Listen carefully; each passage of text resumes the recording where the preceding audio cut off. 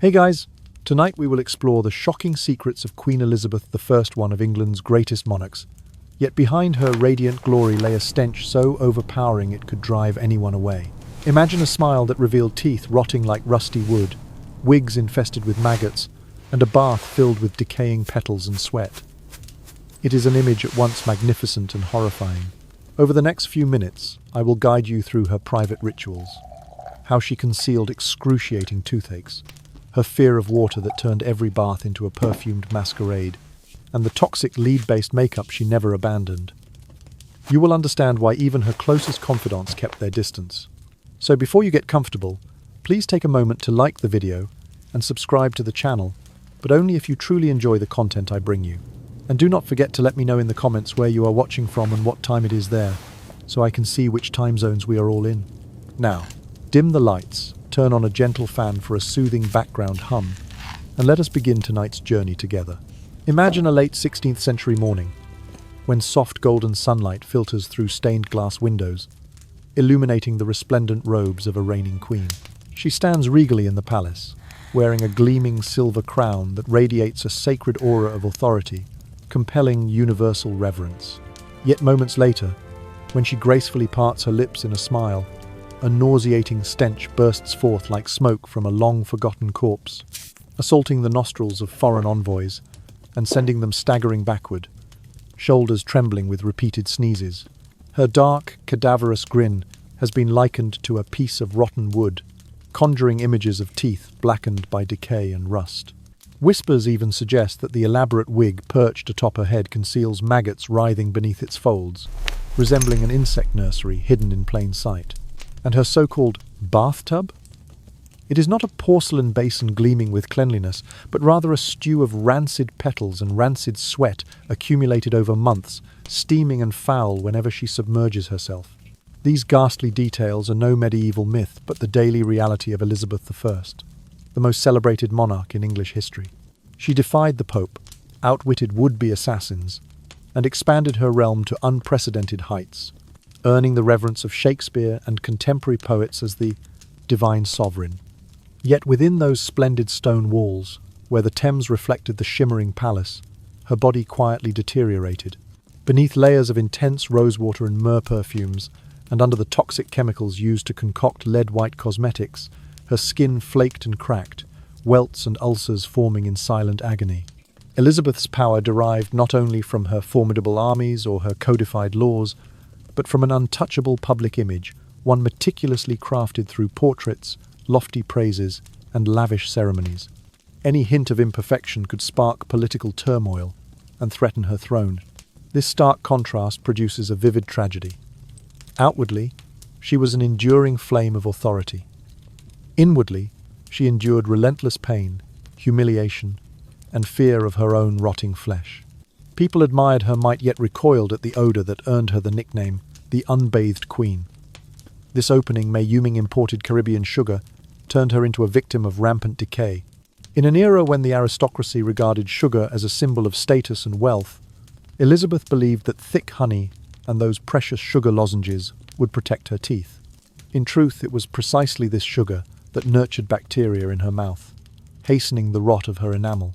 By the time she reached her 40s, Elizabeth retained only a few blackened, crumbling teeth that clung to her gums like fragments of decayed wood. Every meal became a torment. She would grimace, contort in agony, whether chewing soft bread or boiled meat. The royal chef was forced to boil food into thin gruel and finely mash meat, and the broth was strained through fine cloth to spare her seem surreal. But it is grounded in truth, leading us deep into a world of opulence overshadowed by decay where the cost of power is demanding, and the body's degradation is as real as the crown upon her head. From her early 20s, Elizabeth I's teeth had endured relentless destruction. Genetic predisposition left her enamel fragile, and the severe political pressures she faced, along with her luxurious habit of constant jolting pain of chewing. One day, when the court physician suggested extracting a decayed tooth, Elizabeth coldly commanded him to extract one of his own first, to prove it would not hurt. The procedure took place publicly at the entrance to the Grand Hall. The physician screamed, blood spurted, and he collapsed to the floor. Elizabeth watched with unmoved detachment. She believed that pain signified weakness, and in a time when women were often associated with fragility, she refused to reveal any vulnerability. Rather than accept medical intervention, she developed a series of concealment rituals.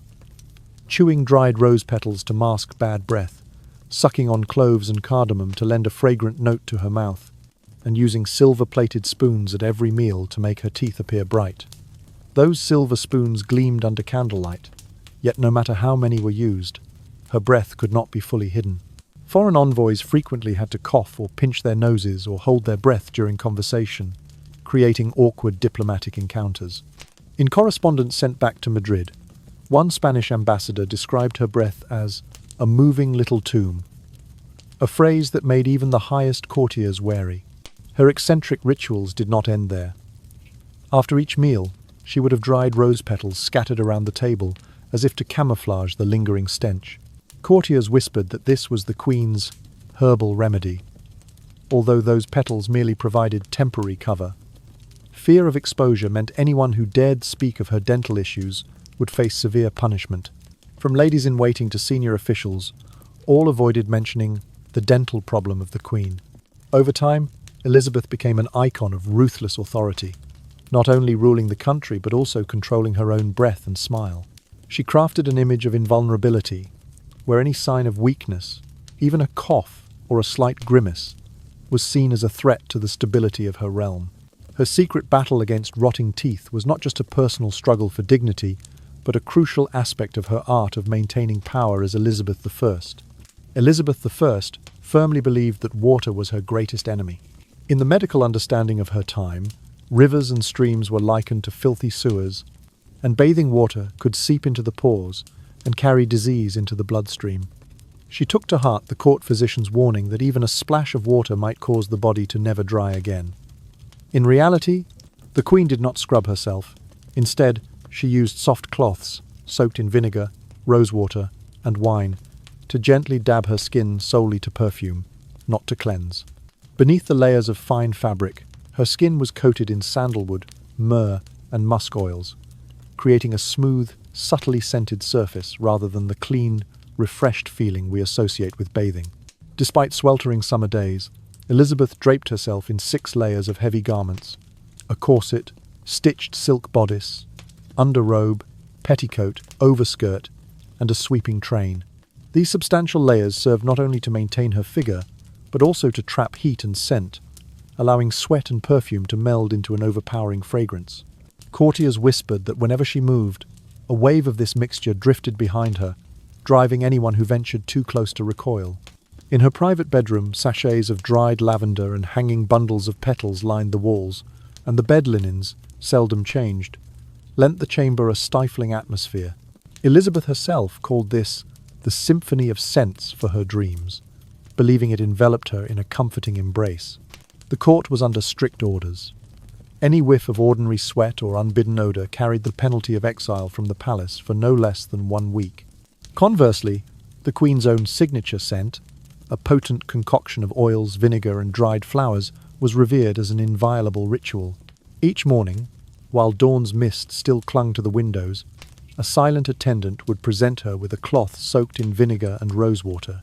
The Queen sat motionless, eyelids half closed, as the attendant meticulously dabbed the mixture across her neck, shoulders, and arms. No lather, no water jets, just the sacred act of perfuming to preserve her inner purity. She would then step through her 6-layered garments and lace up her corset, each layer serving as a shield to uphold her pristine image before the world. Elizabeth's sleep was carefully orchestrated by the same principles. As night fell, she would be laid upon a sculpted wooden bed, draped with lavender-infused pillows and sheets. She would clutch her cushion, close her eyes, and breathe steadily, the rhythm of breath blending musk, sweat, and vinegar. The gentle spin of the overhead fan, mingled with her soft sighs, composed a lullaby that drifted her into dreams steeped in fragrance rather than water's cool embrace. In order to conceal the horrific pockmarks from smallpox and achieve porcelain-white skin, Elizabeth I relied daily on a lead-based powder known as Venetian Suze. This toxic blend of lead and vinegar was applied liberally across her face, forming an invisible armor. In the glow of candlelight, the layer of powder created a fragile, ethereal beauty, proclaiming her purity and sovereign power. Yet the lead did not remain on the surface, it seeped through her pores into her bloodstream, accumulating in her liver, kidneys, and nervous system. Over time, neurological damage manifested as paralysis, tremors, insomnia, and confusion, all hidden beneath that immaculate white mask. But Elizabeth's cosmetic arsenal did not end with lead. She used cinnabar mercury sulfide to tint her cheeks a soft rose color. A single stroke of this substance turned her cheek into a bloom of delicate pink. Next came mercuric sulfide, or red mercury, applied to her lips, giving them the luster of semi-precious stones. Lamp-black soot from burnt oil lined her eyes, creating a haunting deep gaze, even as it corroded the delicate skin of her eyelids. To complete the transformation, she would drop a single application of belladonna into each eye, dilating her pupils to an otherworldly, hypnotic state. Underneath these glamorous artifices, her skin bore the scars of chemical trauma. Fissures that wept blood, crusted fine powder, and raw, tender welts. Patches of hair fell out where the lead had irritated the scalp. Court physicians solemnly warned of chronic poisoning, but Elizabeth defiantly refused, declaring, "My face is my throne. I shall not let the common gaze touch it." She treated her lead powder as the final bastion against any sign of weakness, inviolable and essential. Each morning, before entertaining dignitaries, Elizabeth would sit through a lengthy beauty ritual. Gentle attendants would apply a thin layer of lead powder, followed by a coat of powdered gold for extra splendor. Cinnabar blushed her cheeks, bright vermilion touched her lips, soot defined her eyes, and one final drop of belladonna rendered her stare unearthly. This elaborate routine took hours, with only the soft flicker of candlelight and the quiet rustle of fabric for company, lulling onlookers into a dazed reverence. When the royal doctors pleaded for her to remove this poisonous regalia, Elizabeth remained steadfast. To her, the lead powder was inseparable from her identity, a mask that hid scars, illness, and the ravages of time, preserving an image of flawless perfection. Inside the palace, whispers described her as a living wax statue, still, immaculate, yet fragile, to the point of impending collapse. The mingled scents of lead dust, soot, vinegar, and faint rosewater permeated the dressing chamber day and night. Candle smoke, damp air from the Thames, and layers of lead powder created a heavy atmosphere in which courtiers moved cautiously, respectful yet wary.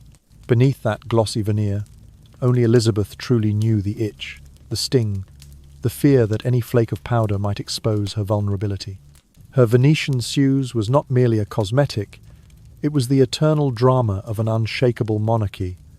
It sustained her immortal image in the public eye, even as it drained her health and safety.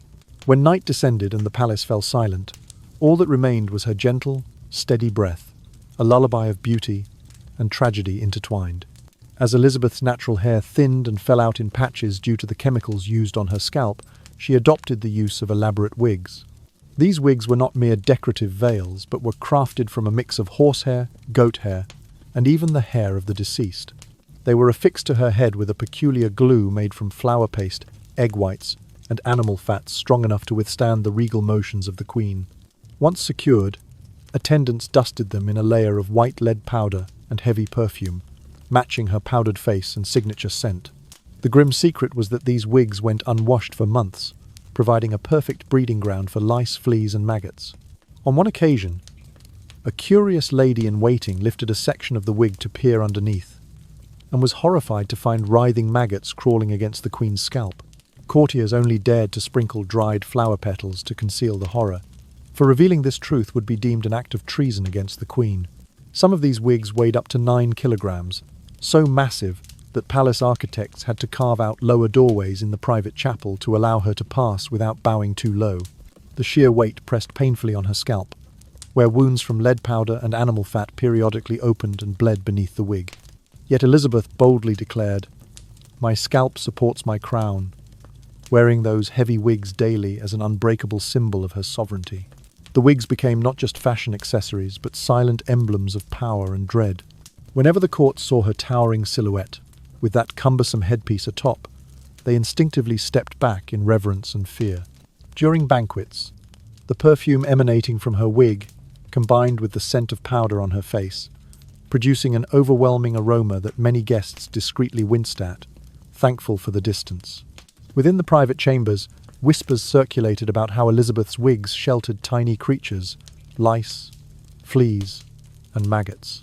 Each night, after the Queen fell asleep, attendants would discreetly comb through the wig with small wooden implements, sprinkling herbal powders to shoo away the parasites without informing her. They called this ritual the exorcism of the hair demon, an effort to preserve the Queen's image without shattering her dignity. Despite the bleeding sores and itchiness beneath that weighty mass, Elizabeth never relented in wearing her grand wigs. She considered them part of her body, an enduring symbol of authority. Even when political assassins or rivals plotted against her, they first had to conquer the primal horror evoked by her grotesque headdress. From living hair to pest-infested wigs, Elizabeth's journey with her headgear became a haunting saga, the grand and the grotesque intertwined. Every step echoed with the soft crackle of dried paste, and every regal nod concealed bleeding scalp beneath. Those wigs did more than uphold her royal position, they rendered her a silent, bare-reach odour of terror, a presence felt in every palace corridor.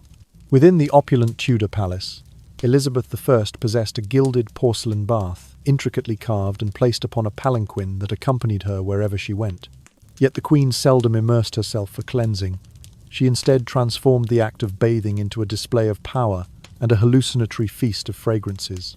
Before the ritual commenced, attendants hastily scattered fresh flower petals, roses, violets and marigolds across the water's surface. Warm water, drawn from the court well, trickled into the bath just so, neither too hot to parch the skin nor too cold to cause shivers. A royal chaplain would then sprinkle holy water along the bath's rim, imbuing the ceremony with a sacred aura. With the bath prepared, Elizabeth would ease herself in and sit motionless, eyes closed, absorbing the heady blend of fresh petals, vinegar-infused fruit water, rose water, sandalwood, musk, and myrrh oils. Throughout this time, attendants stood back in silent reverence, listening only to her soft sighs, never daring to meet her gaze. The scene unfolded like a divine tableau, hushed and reverent. Crucially, the water in the bath was never changed. Instead, as the liquid became murky and oily residue formed upon its surface, attendants would sprinkle additional drops of perfume and scented oils, creating a concoction of cosmetic water. Each fragrant droplet layered over the previous scent, producing an intensity so powerful that anyone inhaling too deeply would instinctively step away. Upon exiting the bath, Elizabeth did not towel herself dry. Instead, a pale satin cloth was gently draped around her, intended to seal the aroma onto her skin. She then stepped into layers of sumptuous fabric silk, velvet, satin, a constrictive corset, and multiple petticoats. Each garment trapped heat and scent against her body, causing sweat and fragrances to meld into an ever-present heady cloud. Little is known to the public that, during these baths, the water itself filled with fading petals, congealed oils, and even condensed bodily fluids became a second processing chamber for her body's refuse. Her skin softened and peeled like a serpent shedding its scales, flakes drifting to the palace floor. The sharp tang of oils mingled with the stale odor of sweat, compelling anyone who ventured near to recoil. From 757 to 1102, this bathing ritual proceeded in silent yet intense solemnity, a grisly secret reserved for the inner court. Any scrubbing motion with soap or towel, no matter how gentle, was suspected of violating the ritual's sacredness and was strictly forbidden. Attendants exercised utmost care to ensure that not a single speck of dust or stray droplet disrupted the perfection of this assertion of royal identity. For Elizabeth, the royal bath was far more than an act of hygiene. It was a demonstration of sovereignty that captured both the fascination and fear of its witnesses. The intoxicating yet fetid fragrance imprinted itself on the minds of those present, an indelible hallmark of the unbathed queen, who washed not in cleansing water but in a perfumed illusion of power. After more than 30 years of slathering toxic cosmetics and heavy perfumes, Elizabeth I's skin was not only cracked and dry, but also riddled with suppurating sores. Her thighs, constricted daily by the corset, were chronically irritated and raw. Under her arms, where sweat mixed with perfumed oils, thick crusts formed like layers of fish scales. Only every few days would a lady-in-waiting be allowed to gently dab these wounds with a damp cloth, never with soap or a brush, for Elizabeth believed that any scrubbing would wash away her inner essence and reveal weakness. The court physicians, trembling with fear yet committed to duty, repeatedly urged her to apply antiseptic ointment or at least rinse the wounds with purified water. Yet Elizabeth shook her head in firm refusal. To apply medicine is sorcery that will ruin my divine skin. On one occasion, when a physician attempted to smear ointment behind her ear, she suddenly cried out, "Witchcraft!" and ordered him expelled from the palace, sending him fleeing in panic.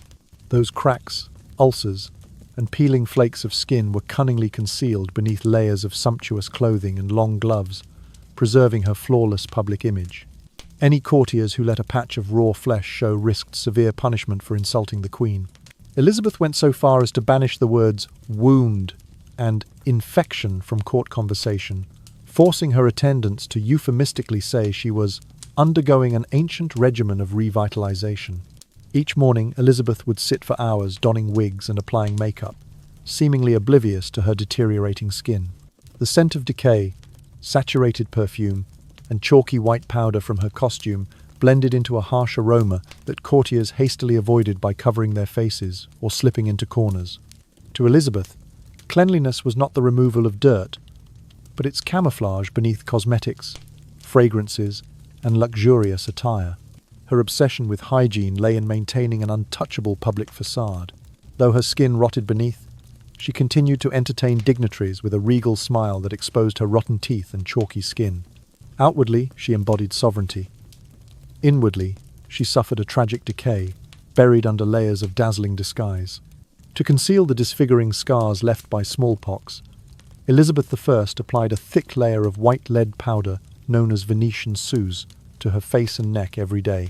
Under the flicker of candlelight, this powder shimmered, making her appear as a living plaster statue, mesmerizing yet soulless. Each morning, she sat motionless before a mirror as attendants meticulously spread the lead mixture across her skin, up to her collarbones, crafting an impeccable facade to stave off any sign of aging. Yet the lead did not merely cloak her. It seeped into her pores, embedding in her tissues and flowing through her bloodstream to her heart, liver, kidneys, and ultimately her brain. The royal physicians had warned repeatedly that lead weakens the nervous system, causes convulsions, confusion, and can prove fatal. But Elizabeth steadfastly refused to abandon her ritual, viewing Venetian suze as the armor of her sovereignty that erased every flaw. Hundreds of priceless portraits depict her with flawless, porcelain skin and a flat, unwrinkled visage. In reality, tiny fractures had begun to spiderweb around her eyes and the corners of her mouth. Her lips, tinted with cinnabar, a bright red mercury sulfide, swelled and bled at the slightest motion, revealing raw, painful flesh beneath the pigment.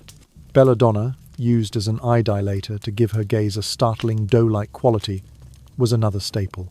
Those dilated pupils looked enchanting by candlelight, but the drug impaired her vision and left her head swimming.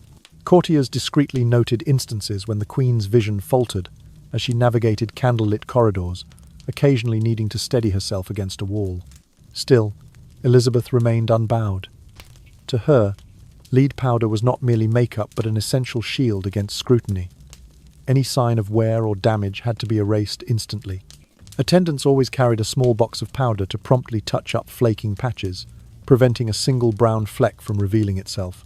This continuous performance from 1302 to 1503 transformed her face into an impenetrable mask, while simultaneously plunging her body into deeper decay and poisoning. Beneath that gleaming surface, her body was engulfed in a slow spiral of rot and toxicity. Lead accumulated day by day, eroding her cellular health. Fresh layers of powder added relentless pressure, preventing wounds from healing and causing new lesions to spread.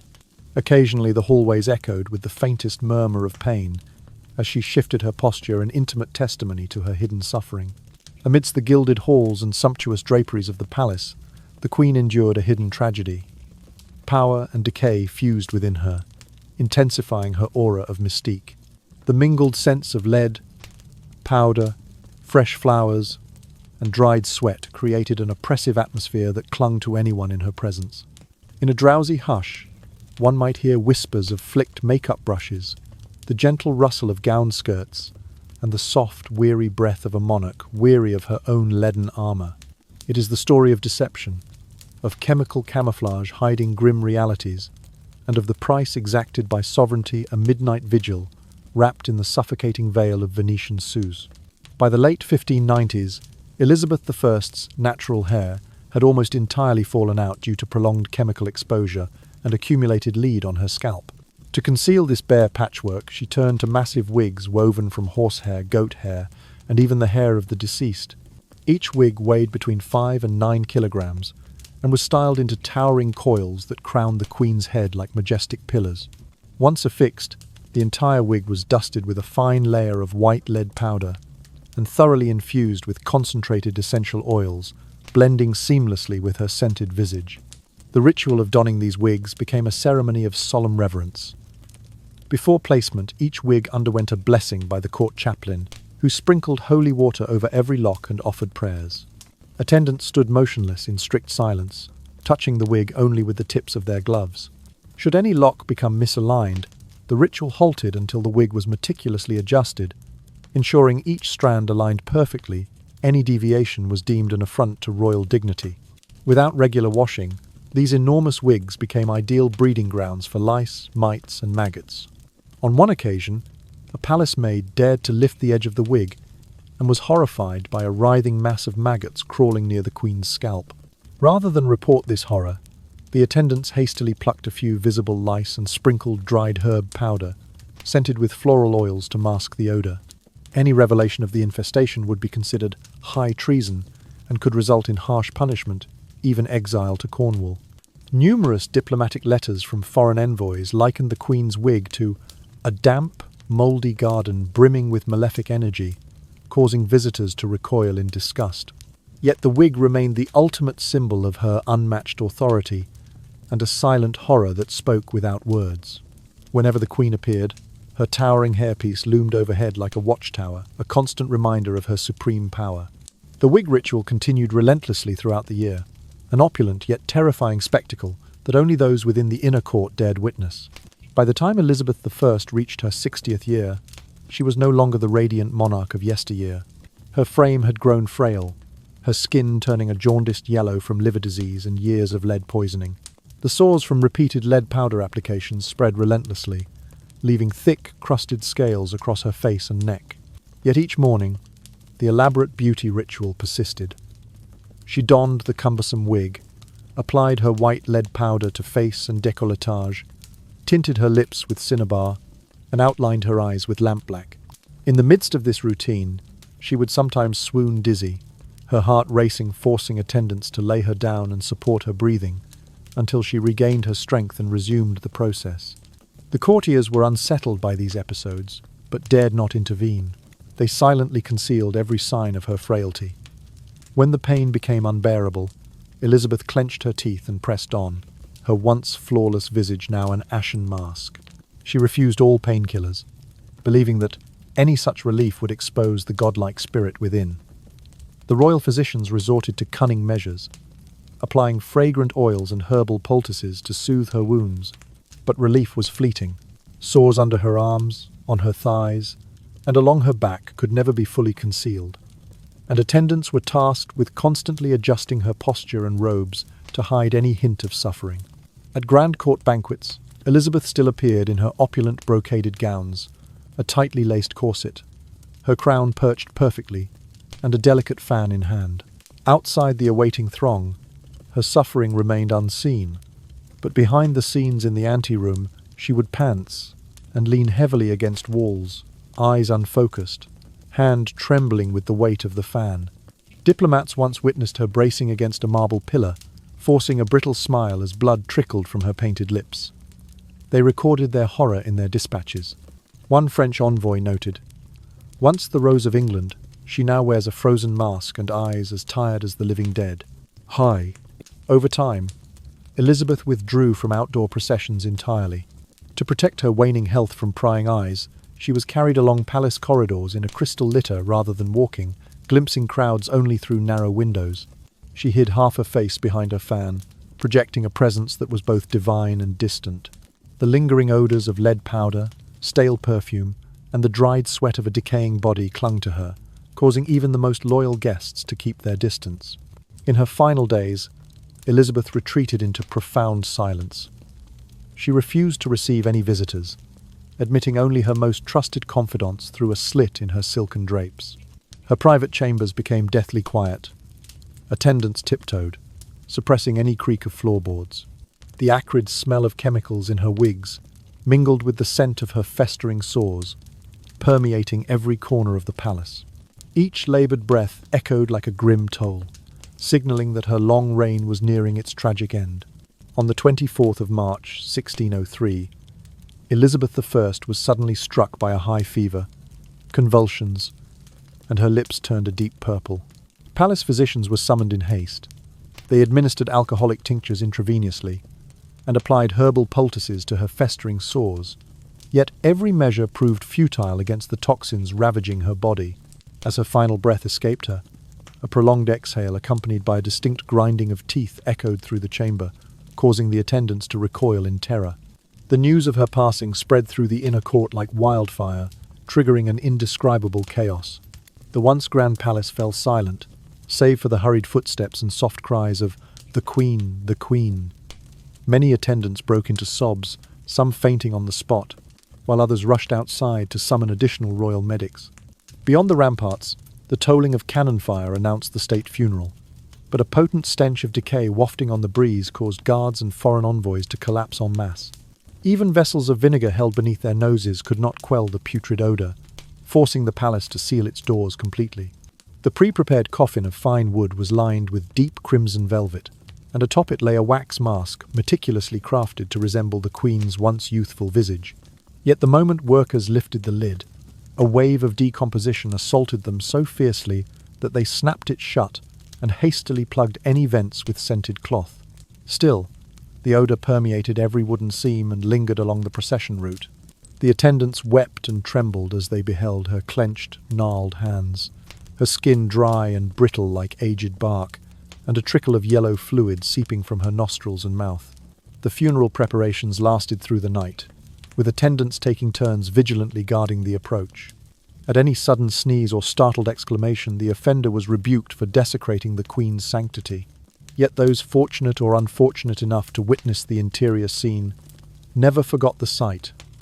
Her body in that coffin, the matted wig, the patchy lead makeup, and the truly horrifying odour. In the hushed darkness, the echo of terrified screams reverberated through the harem, leaving a lasting dread in the memories of all who were present. On the 28th of March, 1603, the royal funeral was solemnly held at Westminster Abbey. Queen Elizabeth I's body lay regally in the central nave, draped in black velvet embroidered with golden trim. Court officials and royal clergy processed before the coffin, chanting prayers for her soul's peaceful repose. A choir's reverberating hymns echoed among the stone columns, lending an aura of solemn grandeur. However, when the coffin gently opened to allow foreign dignitaries to offer incense, a stench of decay burst forth, overpowering all else. Numerous envoys turned away in disgust, dropping their censers, some retching on the spot, even fainting in shock. Beneath flickering candlelight, the tragic and horrifying scene fused. Trembling hands held white roses which, once laid upon the coffin, swiftly browned from contact with chemicals and rot. At the procession's forefront walked the highest nobility, clad in sable robes and white gloves, maintaining stoic composure. They paced each step slowly behind the coffin, gloved clenched. Outside the abbey walls, mourners wept, throwing fresh roses into the funeral path. Yet the petals wilted instantly to brown under the noxious cloud. As the cortege passed along the high street, guards rotated positions every 10 minutes to spare no one prolonged exposure. A whispered comment from an elderly bystander captured the horror. The moment a rose touches the coffin, it withers in heartbreak. Adlu. The hearse halted at the Tudor mausoleum, where Elizabeth would rest alongside Mary I. Carved white marble reliefs and Latin inscriptions adorned the tomb, projecting solemn dignity while concealing the ceaseless odour of dying flesh within. At night, guards placed bowls of vinegar and herbs around the tomb's base, yet the sour, rancid aroma lingered, impossible to dispel.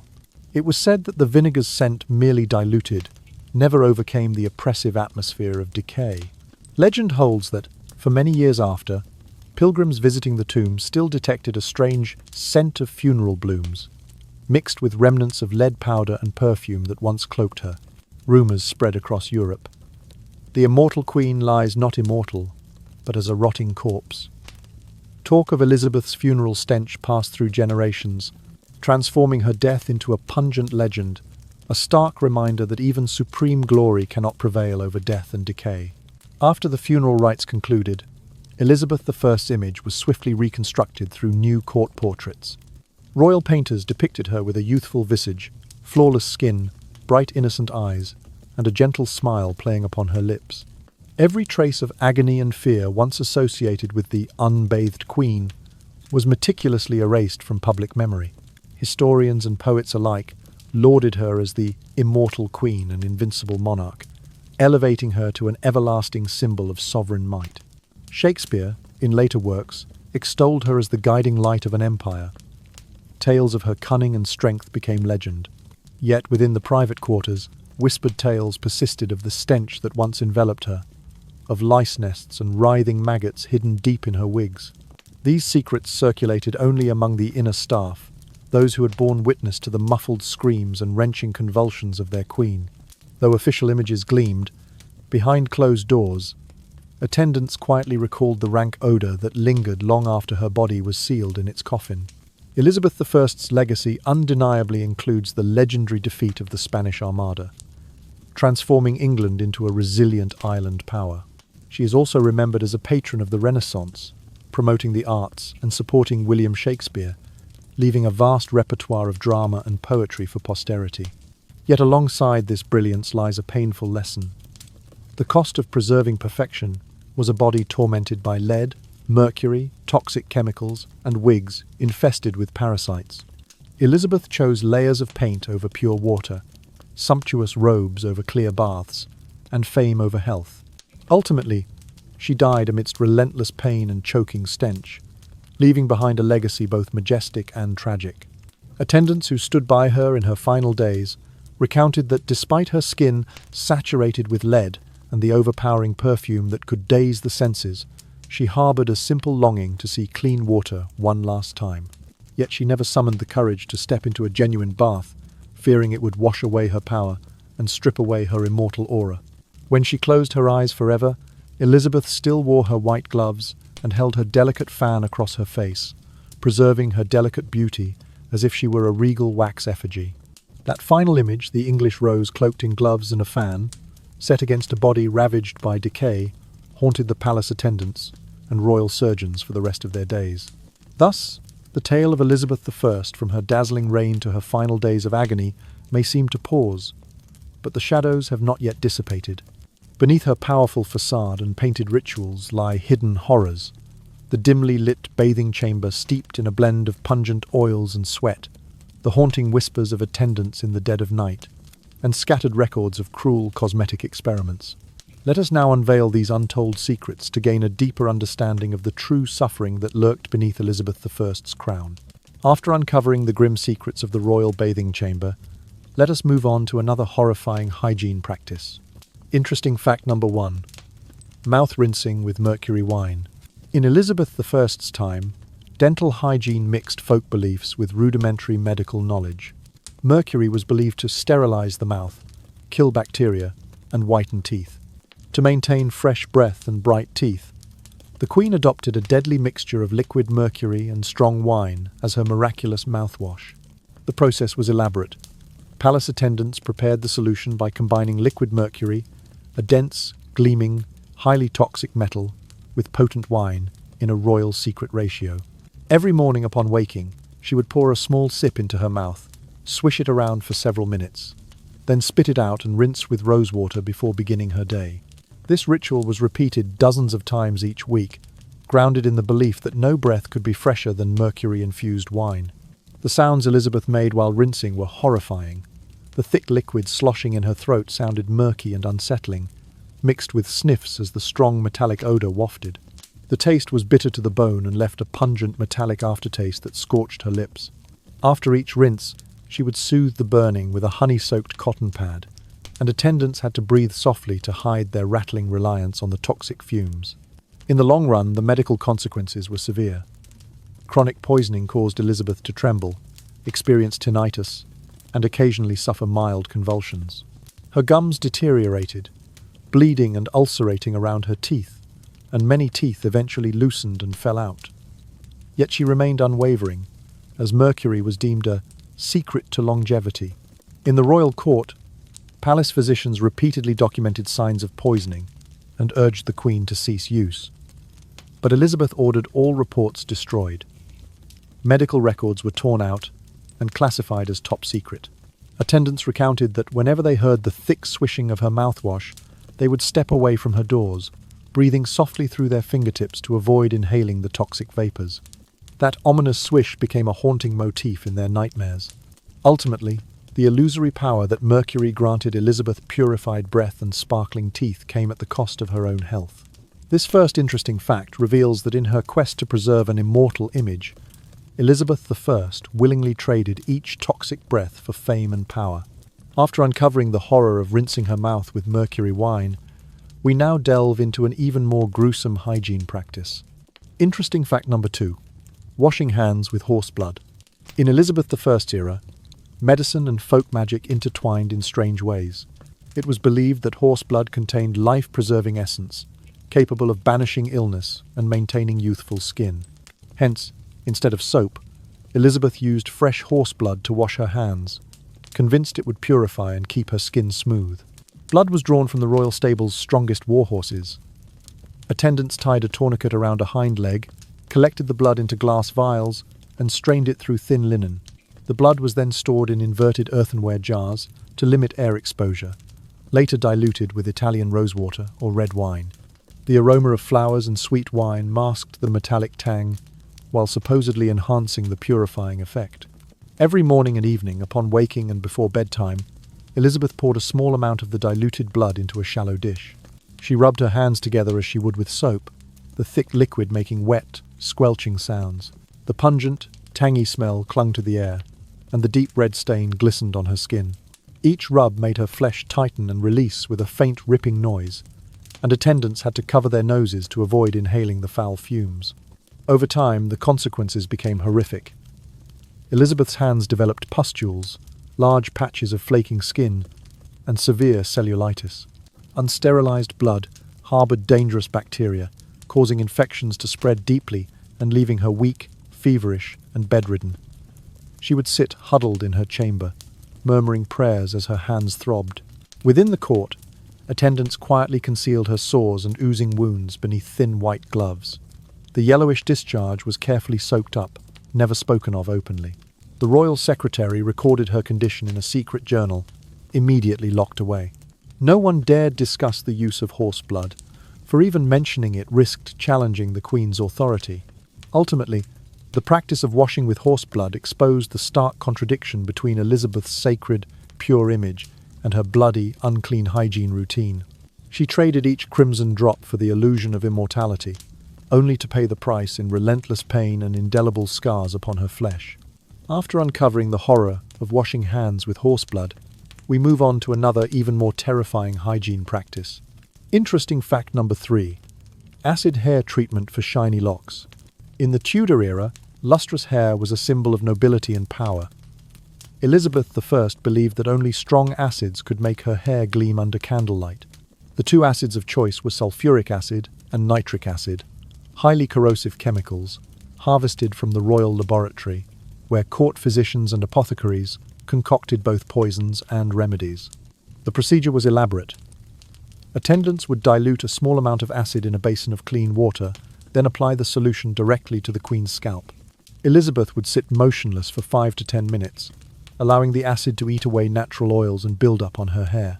Afterwards, they rinsed her scalp with medicinal spirits or rosewater to neutralize the acid, and gently massaged fragrant oils into her strands.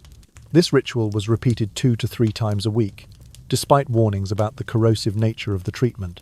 When the acid contacted her hair and scalp, it hissed and sizzled like burning embers, releasing a pungent, acrid odor. A burning ache spread across her scalp, forcing Elizabeth to grit her teeth in silent suffering. The result was hair that shone brilliantly, reflecting light in a dazzling display, but this shine came at the cost of intense pain. Over time, the health consequences became severe. The queen's scalp developed painful sores. Hair follicles were destroyed, resulting in thinning eyebrows and bald patches. In many cases, the wounds became deeply infected, forming abscesses that spread into the skull, causing osteomyelitis. Elizabeth was forced to hide wraps of gauze and veils to conceal the foul smell and scabs. Within the court, royal physicians secretly treated her acid burns with herbal ointments, meticulously recording scar locations and hair loss areas in a confidential ledger labeled scalp lesions. Attendants approached each hair, brushing session with trepidation, careful to avoid triggering fresh pain. Ultimately, acid hair treatment for shiny locks revealed the steep price of an illusory beauty. Elizabeth traded the agony of burning flesh and unhealable wounds for a mane that glittered her vanity, outshining her well-being, leaving her body marked by irreversible damage. After witnessing the burn of acid on her scalp, we now enter another horrifying hygiene ritual. Interesting fact number 4. Orphan Earth. Mud steam bath. For centuries in England, there lingered the folk belief that orphan earth, soil taken from unattended graves, contained the spirits of the departed and could purify both body and soul. Ashes from forest beasts, sometimes the charred bones of sacrificed animals, were said to enhance this purifying power. Elizabeth I, deeply drawn to mystical rites, ordered the collection of orphan earth and beast ash right within the palace grounds, from abandoned garden corners to makeshift kitchen hearths. The steam bath ritual took place in a special mud chamber. Attendants mixed thick layers of mud with beast ash and precious herbs, dried lavender, crushed cinnamon bark, cedar twigs, spreading it across the wooden floor. The queen seated herself beneath a velvet drape framework, completely enclosed to trap the rising vapors. As hot water was dripped from above, the mud released dense steam that engulfed her body in a suffocating haze. The sounds of this ceremony were chilling. The mud hissed and bubbled. The velvet curtains rustled softly, and an eerie silence punctuated by Elizabeth's measured breaths. The air grew heavy with the musty stench of decaying bone and earth, mingled with resinous pine and herbal notes. A prickling sensation crawled across her skin, each pore tightening and the flesh recoiling as though burned by invisible flames. She closed her eyes and endured, embracing the searing pain. The health consequences were dire. Her skin developed thick black scabs, deep ulcerations, and persistent soreness. Each steam session led to fresh burns, resulting in systemic toxicity through the skin, high fevers, pustular eruptions, and severe cellulitis. Elizabeth spent hours bandaged and feverish, her sleep haunted by the delirium of infection. Within the royal court, palace physicians scrambled to conceal her burns, applying herbal poultices to reduce inflammation. Secret records note multiple attendants fainting from inhaling the toxic steam, 4 men collapsing at once. Yet these documents were buried deep among forbidden archives. Ultimately, this breath of purification proved to be a nightmare of agony. In her pursuit of mystical cleansing, Elizabeth I paid a steep price, turning her steam bath into wounds that would never fully heal. After the torturous orphan earth steam bath ritual, we turn to another horrifying beauty practice. Interesting fact number 5. Orphan earth and rotting beast, skin face mask. In Elizabeth I's England, folk belief held that orphan earth, soil taken from unattended graves, harbored supernatural energy, capable of purifying body and soul. When mixed with rotting beast skin, such as spoiled rat pelt, degraded foxhide, or aged rabbit fur, this paste was heralded as a miracle makeover, promising bright, firm skin. Elizabeth, entranced by these legends, insisted on hand-selecting only naturally deceased specimens, fur that was matted, foul-smelling, and crawling with decay. The preparation process began by crushing the rotting fur together with orphan earth and dried herbs like lavender buds and rosemary bark. Attendants pounded the mixture into a thick paste using a stone mortar. Each evening, before retiring, Elizabeth's servants applied a generous layer over her face and neck with wooden spatulas, taking care to avoid her mouth and eyes. She sat motionless by candlelight for hours, while the mask hardened like a rigid shell. The sensory experience was nightmarish. The paste cracked and popped like brittle paint as it dried, shards of crust flaking off with a harsh scraping sound. The rank stench of decayed fur and damp earth assaulted the nostrils, mingling with resinous wood aromas, driving attendants to stand at a safe distance. Elizabeth's skin felt increasingly tight and constricted. She sometimes trembled from the pressure on her pores. Health repercussions appeared swiftly. Her skin reddened, thick scabs adhered to her face, and painful pustules erupted. When scratched, they oozed foul pus and left deep scars. Infections spread rapidly one night. She suffered high fever and severe facial swelling that confined her to bed. The wounds left permanent marks, impossible to conceal beneath makeup. Within the palace, attendants quietly recorded stray fur fragments discarded into the wastebasket and carefully logged each new lesion in a secret journal.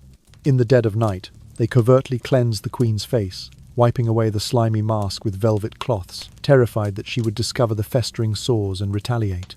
Conversations about this filthy treatment were strictly forbidden. Ultimately, Orphan earth and rotting beast skin face mask was not merely a superstitious ritual but a testament to the extreme sacrifices Elizabeth I endured for beauty. This grotesque mask revealed a danger far greater than any cosmetic one that ravaged her skin and imperiled her very life. The story of Elizabeth I closes like an unending tragedy, leaving us with profound reflections on the fragile relationship between power and the body. She, the queen once hailed as immortal, was forced to sacrifice every breath, every heartbeat, and decades of her youth to maintain a perfect public image. Layers of lead-based makeup, the weight of false hair, orphan earth mud steam rituals, and rotting beast skin face masks all served as glittering shells that concealed her physical decay. It turns out that the power of appearance can overwhelm any material condition, but it is never strong enough to replace genuine self-care. We have dissected together each horrifying secret, from Elizabeth's mouth rinses with toxic mercury wine, to hand-washing in fresh horse blood, to acid-treated hair for shine, orphan, earth mud steam baths, and finally, face masks made of graveyard soil and decaying animal hide. Although these practices differed, they shared a single purpose: erasing the traces of disease, aging, and exhaustion. Behind the crown and the splendor lay burns and ulcers, the stench of rot seeping into every inch of skin. In the end, Elizabeth paid the price with her health, her bodily freedom, and a death marked by bodily torment. The greatest lesson this tale offers is that outward glamour, exaltation, and praise can drive someone to chase a flawless image, but they can never compensate for the need to nurture one's actual body. Makeup, ritual embellishments, and expensive accoutrements are only temporary solutions, often harmful if we ignore the necessity of real nourishment for our skin, hair, and overall well-being. When appearance becomes the ultimate goal, a person risks losing themselves beneath a superficial veneer. History tends to celebrate great achievements, grand portraits, and dazzling pageantry, yet few look beneath the surface to the personal tragedies of a body tortured and a soul wounded. Elizabeth I showed us more vividly than anyone the terrible price paid when fame is placed above health. And no matter how high you stand on the pedestal of glory, your body remains a fragile vessel that must be genuinely cared for, not merely painted and powdered for the audience's delight. As your sleepy time storyteller, I hope this tale has not only startled you for a moment, but has also sparked a thoughtful reflection. Never trade your real health and life for a glamorous facade. Let your body be truly cleansed, nourished by healthy habits, and steer clear of unscientific, dangerous measures. If you are still awake and have stayed with us until the very end, sweet dreams to you. And don't forget to subscribe to our channel and hit the bell so you won't miss our newest and greatest videos. Good night.